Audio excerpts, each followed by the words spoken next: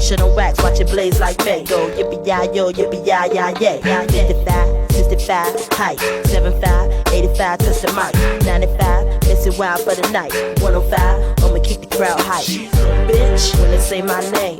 Talk more jump, but won't look my way. She's a bitch, see I got more cheese. Back on up while I roll up my sleeves. She's a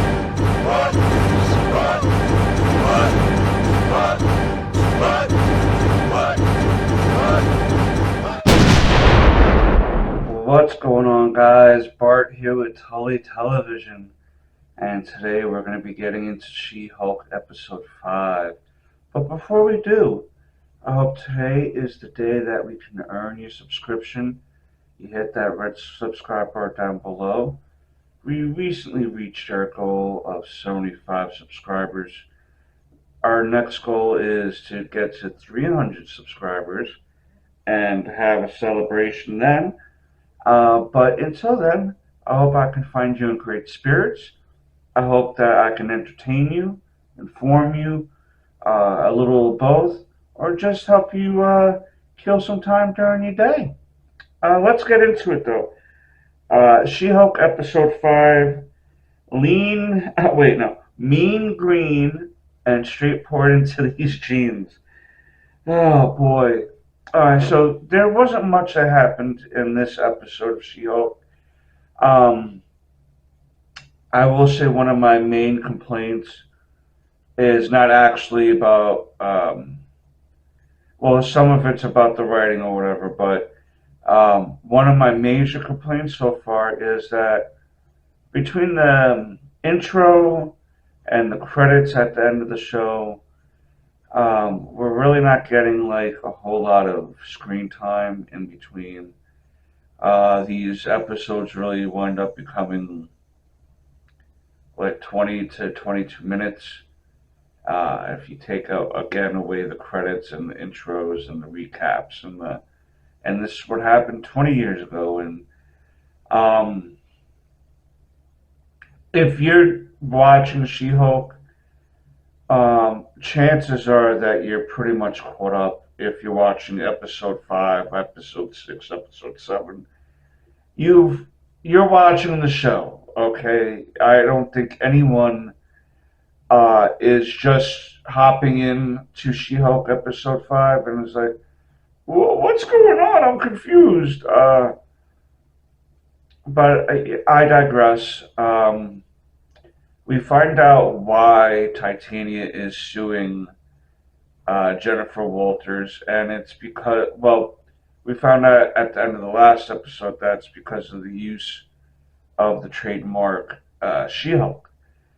Titania has been, it opens up with a commercial made by Titania. It's an in-universe commercial for her beauty products that she's labeling as She-Hulk. It's like one of those, like, be savage, be smart, be you, be beautiful. Like, and I have to admit, someone recently, and I don't know why, it just kind of clicked with me because this show is really a social commentary on a few things, and these beauty product companies really kill me because, there's nothing wrong with trying to remain youthful or keep your youthful looks. I get it. Aging is scary because it means that we're closer to the end than not. When we get to certain points of our age, but I think the beauty product industry is really takes women's insecurities and self-esteem issues and really plays and tugs at women that make them feel like they're not beautiful enough, that they're not up to beauty standards. And I get certain products while they're around and stuff like that. But, this, again, is just showing how over the top it can become, you know what I mean? Where it's booty boosting juices and find out how to look 20 years younger with this just one use of this cream or whatever. And it's like, if we found out if we found the real Fountain of Youth, it's not going to be getting sold in a $25 jar um, of cream. It's going to be like $1,000 for a sip of the Fountain of Youth to stay young. So keep it in mind where these things are just kind of playing on people's emotions, and that's kind of what Titania is doing. She's being a social influencer too on the show. Um, she's very much just trying to about her hustle and trying to make money, especially off of the She-Hulk name, because she seems to really have a thing out for Jen. Because at the end of this episode, she even says, "This ain't over." And yeah, so basically, Titania's lawyer presents things to show Jennifer didn't want the name. There was an interview that she did where I don't want the name. You're calling me She-Hulk. Anyone can take the name. I don't want to be her. And it's looking bad for her. But Jennifer winds up having an idea, and it's a layover plot from the previous episode, and she decides that when she made her dating profile on Matcher, I think it was called, they're in universe of Plenty of Fish or Match.com. She made it as She-Hulk, and that was the thing she wrote on her bio: mean, green, and straightforward into these jeans. When she's in her bio, what she's looking for in a man is a strong back and a king size bed.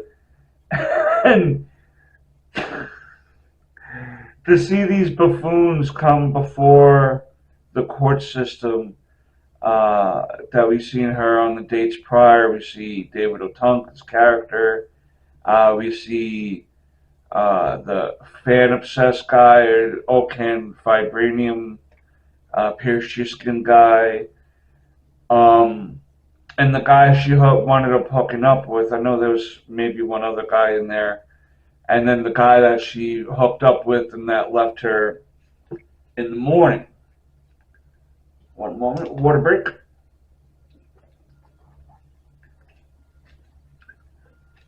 So the plan was to have these guys come and prove that she was using the She-Hulk name still, even though she was not wanting it initially. She's grown accustomed to it, and it's grown on her. And so because of those situations, the judge rules in her favor, Jennifer's favor. And then that's when we see Titania saying that this is not over. And that's pretty much it. It's She-Hulk finally claiming her name and being willing to claim her name. There was also an interview they showed. It wasn't them just parading her hookups, but an interview she did where she was like, "I didn't want the She-Hulk name initially, but I'll take it and I'll make it the best that I can do with it." And so her and the lawyer at the end that took her case, because the firm was not happy about this lawsuit, so they were trying to rush and brush this under the rug. They go for drinks after the case, and they seem to have broke the ice as far as being on some sort of friendly terms. But when Jen was like, "I guess we're friends," she was like, "Oh yeah, no, why would I say that? We're not friends. We're not friends." Some say that lawyer may have some ulterior motives, because in the comic books, she does run an organization that tried to take Jen's blood, and we've seen in the early episodes of the Wrecking Crew trying to steal her blood. So maybe she's a part of that. Maybe we also have some other ideas on who the overarching villain may or may not be. We still have the leader out there. We still have Emil Blonsky out there. We still have some people that may have an ongoing beef with Bruce, or a new. It may be Val, sending the Wrecking Crew for her blood. The woman trying to get the Thunderbolts together. We'll find out soon enough. There's only 4 more episodes after this, and the B plot was the B plot was her paralegal, right? Ginger Gonzaga, who plays paralegal. Her and I'm trying to get this guy's name real quick. Nikki, the woman who plays Nikki, and Pug. Pug and Nikki make a deal with each other because Pug wants to get the new Iron Man sneakers that are out, and they only limit it to 1 per customer. So he asks Nikki if she can wait online so she can get a pair, because he wants one to save, 1 to wear. And she's like, "Oh, you buy sneakers and don't wear them, and you just want to look at them?" And so what if he does? If that was a subliminal dig at people who collect things, and like I've collected comic books, and I've collected 1 to read and then 1 to save. There's nothing wrong with people. Like, I can't afford to be a sneakerhead, but if you can, go for it, because there's been some sneakers I would really like myself. I always want to get the Michael Jordan Space Jam ones. Those were pretty hot back in the day. Whatever the case may be, she agrees to do that, but he has to agree to hook her up with his drip guy, and they get directed to a boba shop, and they go in, and they're like, "We're here about the stuff," and he's like, "Oh yeah, boba, small, large, medium," and he's like, "No, the stuff," and he's looking, like, trying to determine if he can trust them. And Nikki starts speaking full Chinese to him because he's Asian, and he's like, "No, you don't need to do that. I speak English." "Oh, she goes, "Oh," and yes, it's impressive that you know how to speak Chinese, but that was pretty presumptuous of you to think that he didn't know how to speak English. Um, that's almost pretty racist, to be honest with you, because if I went in there going speaking Chinese, just assuming that man couldn't speak English, I don't know, I'd probably be looked at a certain way. I thought that was kind of sus a little bit, for just going into full Chinese conversation without any indication that it had anything to do with Chinese products or anything to boba shop. What? Oh, what? Only Chinese people going in there? I mean, all right, I'm griping. That was a gripe. They, he tells him, "Yeah, come to the back," and he has bootleg Avengers. It's like Avengers, like Ivengers, or Avingeirs or something, like really a purple Hulk is on one of the shirts, and he has to buy a whole bunch of them. They have to buy a bunch of them in order to even get the connection that they're really looking for, which was to be hooked up with this guy who makes exclusively superhero costumes. And they convince him to do it because they say that Jen is in the Avengers and she's really not so far. And Jen comes and she's able to show him what she's able to do, because the running gag also is to try to spruce up her wardrobe, because she's looking like just a linebacker, I guess is what they call it. Something silly like that. And so he makes the suit, which we don't get to see at the end. We don't get to see the clothes at the end at all, even though it's a major plot point throughout the show. We don't get to see nothing. It's just a court case about beauty products and the name of She-Hulk. And then at the very end, when she comes and gets the clothes and leaves, the guy gets mad. He's like, "Oh, we're just leaving stuff out now." And as he walks the box over to get it closed, we see inside it's a gold and red Daredevil helmet. And that's where the show ends. There's no end credit scene to this. And that's pretty much it, guys.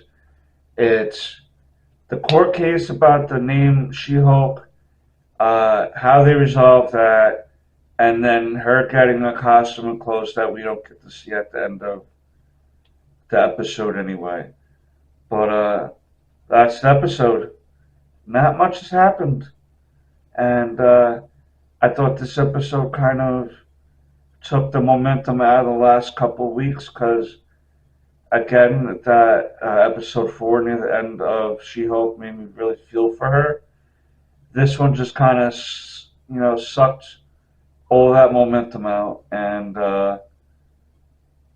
this particular episode is like a 6 out of 10 for me. But yeah, let me know what you guys think down below. And until next time, peace. They know what is what, but they don't know what is what. They just strut. What the fuck?